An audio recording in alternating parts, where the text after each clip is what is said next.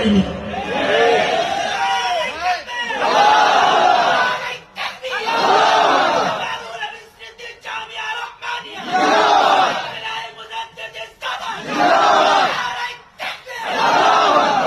সম্মানিত ভাইরা, আপনাদের মহব্বত, আপনাদের উপস্থিতি আমার একবার দেশবাসীকে স্মরণ করিয়ে দিচ্ছে যে তোরা যতই গালি দিস, যতই ফতোয়ার উপরে জড়াস, আল্লাহ যাদের দিলে জামিয়ার মহব্বত ঠকিয়ে দিয়েছে,